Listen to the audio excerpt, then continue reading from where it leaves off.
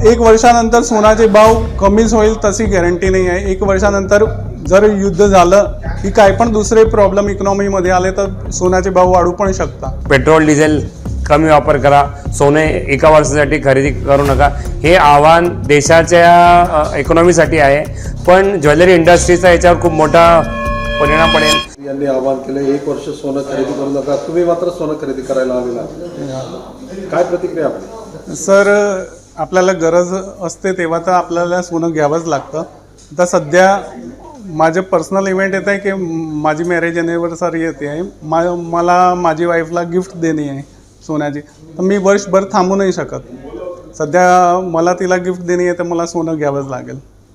पण या निर्णयाकडे कसं बघताय तुम्ही? आम्ही नरेंद्र मोदीच्या निर्णयाला पॉझिटिव्हलीच घेतो, कारण की त्यांना जे आवाहन केलेलं असेल ते सर्व विचारूनच केलं असेल, पण आपण 1 वर्षापर्यंत थांबू नाही शकत आणि इकॉनॉमी अनसर्टन आहे। 1 वर्षानंतर सोन्याचे भाव कमीच होईल तशी गॅरंटी नाही आहे। 1 वर्षानंतर जर युद्ध झालं की काय पण दुसरे प्रॉब्लेम इकॉनॉमीमध्ये आले तर सोन्याचे भाव वाढू पण शकतात, म्हणजे ते आपण त्या निर्णयाच्या बेसवर आपण सोनं घेणं थांबवू शकता नाही, आणि तो डिसिजन मला नाही वाटत की तो योग्य आहे की आपण 1 वर्षानंतर सोनं घ्या। त्यांनी देशहिताचा देशभक्तीचा विषय केलेला आहे की देशासाठी तुम्ही हे करा। हां, पण मला असं वाटतं की देशभक्ती आणि अमुक रूल्स फक्त सिटीजनला लागू पडतात, जे ऑर्डिनरी आम आदमी म्हणतात त्याला, त्यांनाच लागू पडतात। जे VIPs असतात त्यांना ते रूल्स लागू नाही पडतात, बरोबर। पेट्रोल वाचवायचं म्हटलं तर ते आम साधारण पब्लिकवरच ते गोष्ट येते, पण जे VIP असतात ते तर चांगली गाडी तर किती पण फिरू शकतात। म्हणजे आपल्याला सध्या ज्या वस्तूची गरज आहे ते आपण घ्यावीच लागते। नाव काय? महेश चौधरी।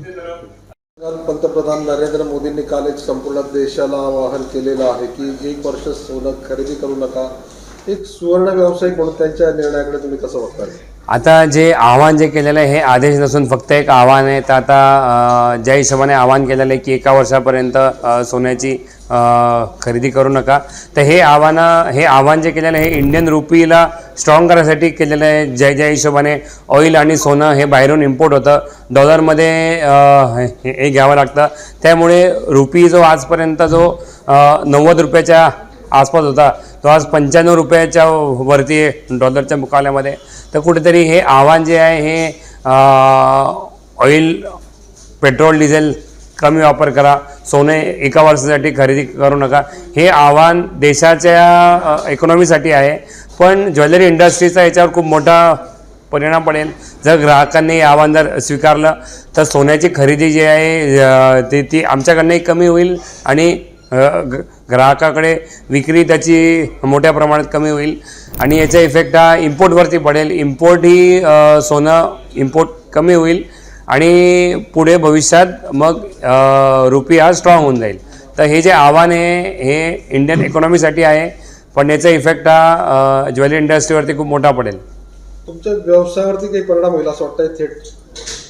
ऑफकोर्स, जर हे आव्हान जर लोकांनी स्वीकारलं, पहिली गोष्ट हे आदेश नसून हे फक्त आव्हान आहे, पण हे आव्हान जर लोकांनी स्वीकारलं तर दुकानदार ते कारागीर, ही जी मोठी चेन आहे या पूर्ण चेनवरती फरक पडेल। या चेनमध्ये कारागीर येतात, गलईवाले येतात, गोल्ड रिफायनरीवाले येतात, गोल्ड ट्रेडर येतात, गोल्ड आमचे स्टाफ येतो, सेल्समॅन येतात, तर सर्वांवरती हळूहळू याचा इफेक्ट पडेल।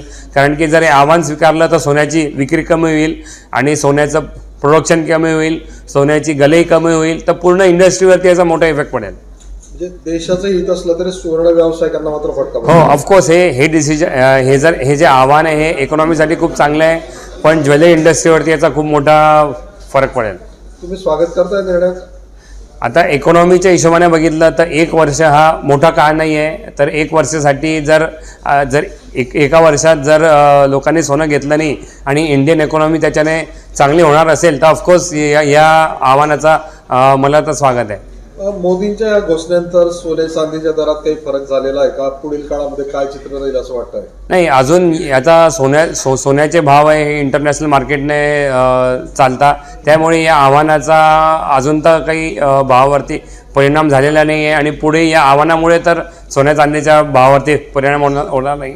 पण एकीकडे US आणि इराणचा जो युद्धाचा जो प्रस्ताव होता पीस डीलचा, तो नाकारला गेलेला आहे. तर ऑफकोर्स त्याच्यामुळे ऑइलचे प्राइसेस सध्या वाढलेले आणि सोन्याचे भाव थोडेसे कमी झालेले आहे. पुढे वाढतील असं वाटतंय सोन्याचे भाव? आता युद्धचा प्रस्ताव जो होता तो पीस डीलचा तो कॅन्सल झालेला आहे, त्यामुळे पुढे सोन्याचे भाव थोडेसे कमी यायची शक्यता आहे. कॉन्सॉलिडेशन फेजमध्ये सध्या सोनं आहे, युद्धावरती सोन्याचे भाव अवलंबून आहे. युद्ध जर थांबलं तर सोन्याचे भाव हे वाढतील आणि युद्ध जर वाढत राहिलं तर सोन्याचे भाव कमी होतील.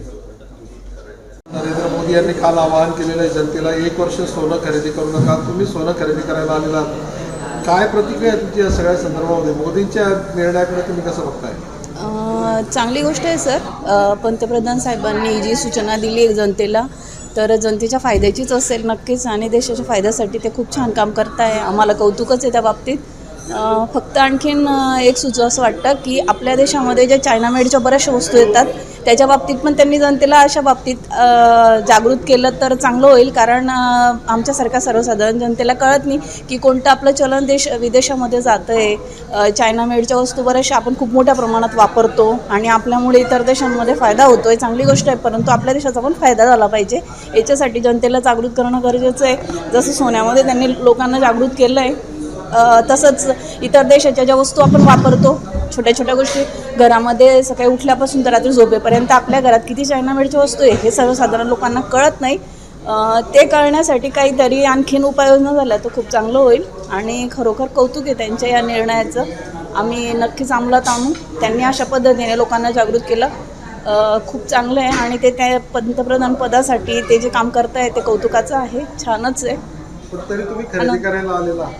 मग ठीक आहे ना. आता आम्ही काल नाही ऐकलं. आता बऱ्याचशा गोष्टी नाही, लेडीजला नाही जमत घरातल्या कामांमध्ये वगैरे, पण जसं जसं कळत गेलं तसं लेडीज फॉलो करतीलच.